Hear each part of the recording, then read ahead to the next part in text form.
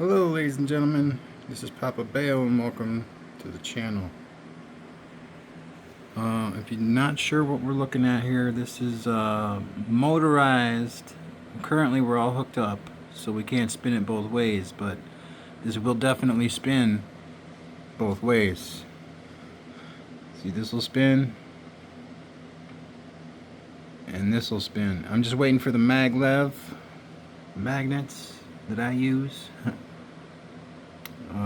to put on the bottom of the coil apparatus and the base to levitate so it'll spin right. And then I'm going to put the top on. Alright, so the coils. These are 32 gauge coils, single strand, 1,111 turns. And that each coil, I'm going to do 6 of these, and then I'm going to do 6 Bedini style coils in the offset positions, or other vice versa. But this is a 30 gauge and 26 gauge, but it's only 150 turns.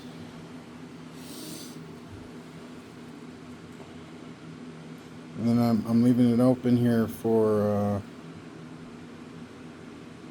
cores, of course. But honestly, I don't think this gyroscope will run very well with cores in it. I think they'll get in the way. I might be wrong about that. I'd be totally wrong about that, because each one of these coils with the current magnet setup only generates about 1.1 AC volts. But it is 1.1 AC volts that could be commutated into this coil. Oh, honestly, I gotta see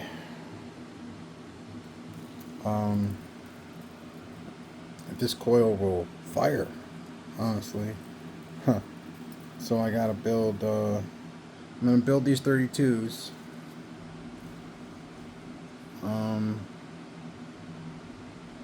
And then I'm gonna hook this up to the power supply, and I'm gonna see what it looks like. I'm gonna show you what this looks like with the power on.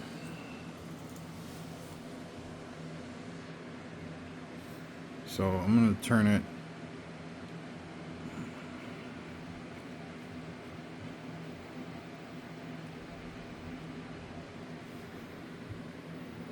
up to 17.5.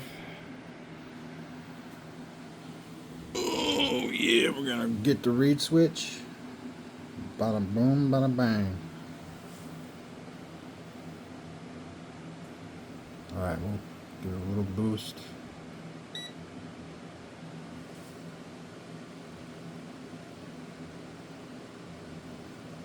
That's 17.5 and about 12 milliamps, man. Very few milliamps.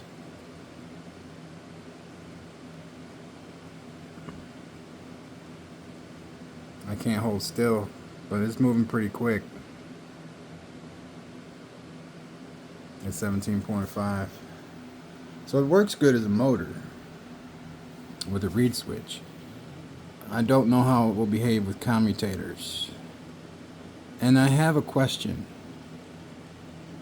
for whoever sticks around to the time that I actually asked an important question.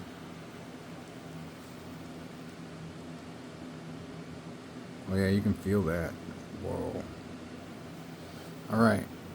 The important question is, can I use a chopped up hanger as commutator on the rotor? The way I see it is, when the right spot on the rotor crosses the contact, you're going to get a closed circuit. The circuit's going to close. That's the whole idea. But these things right here, just a little cut piece of a hanger,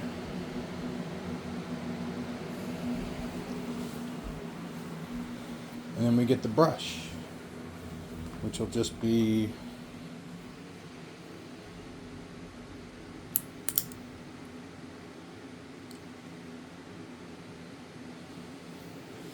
So we'll position it like, okay, dead center, but off to the side a little bit. Okay, it'll be like that.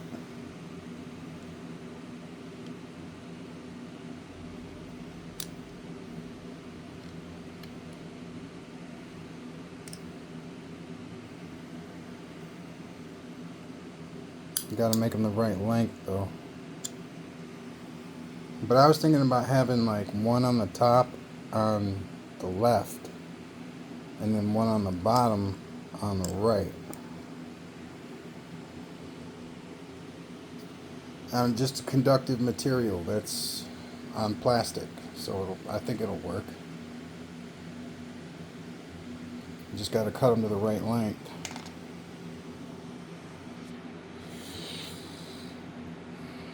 And then of course the brush will be the end of the proper end of the coil. We're going to have to make it a little stiffer than 32. So we're going to have to like solder or connect those wires somehow with either like a 14 or a 24. There's something thicker to brush with.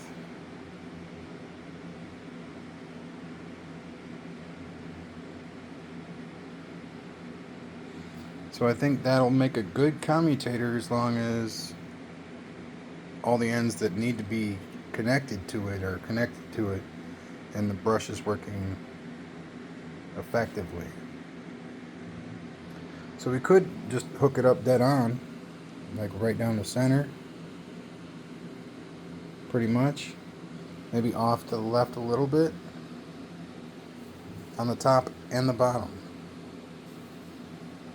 But I think it should be offset just a little bit because it takes nanoseconds for the electricity to get through the coil. And when this thing's moving, you know, that fast, you need that little space. Now I don't know, man. I mean, these coils, this is just a prototype, but these coils only generate like 1.2 AC volts with this magnet setup. So when my aluminum motor gets here and we start working on the real thing, will be at scale to size, and we're going to do all Bedini coils. But I hooked that coil up and it registered nothing. And when I hooked up the 30 gauge and the 26 gauge, 150 turns of either one of those is not enough to generate electricity. And I mean, seriously, the amount of electricity that was being generated could be read like that. 2 volts.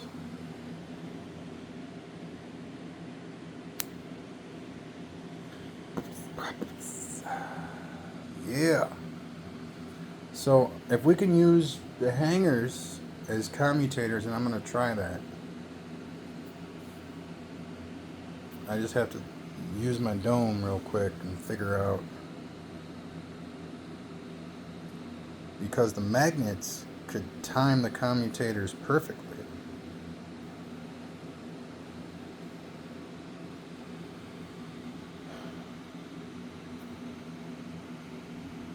And what I'm thinking is,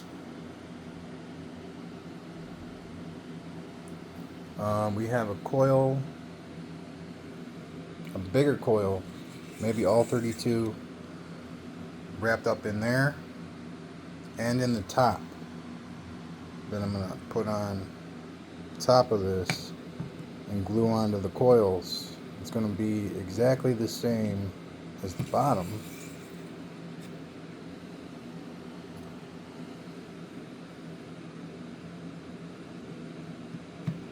And it's just right there, man. That's how much space is Oh my lord, man, that's cutting it really close, but that still spins like a champ. Oh.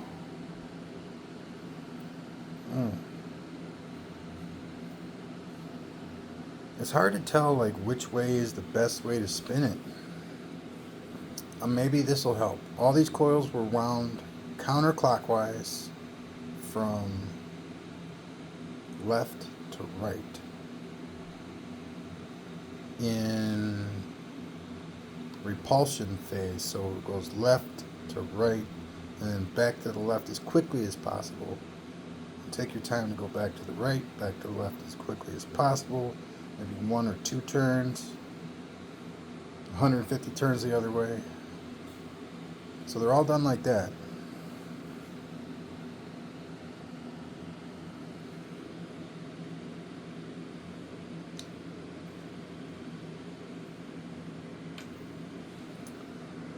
Or should we use something like copper? Like 14 gauge? Just cut them into pieces like that.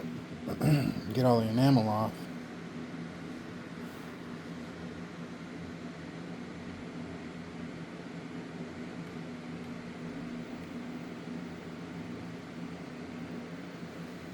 Real quick,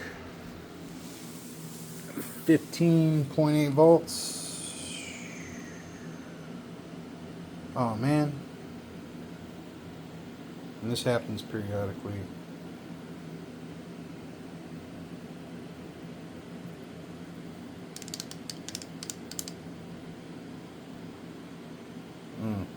Alright, so we're not going to look at it right now.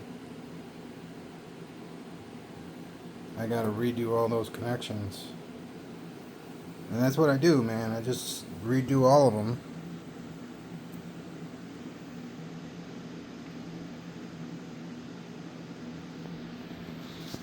Huh. I wonder where the problem is. Huh. Not fresh. Huh. Alright, well I'm going to do the last 2 of the 6 32 gauge coils. And thanks for watching. I really appreciate it. Have a good night. Please subscribe. Bye now.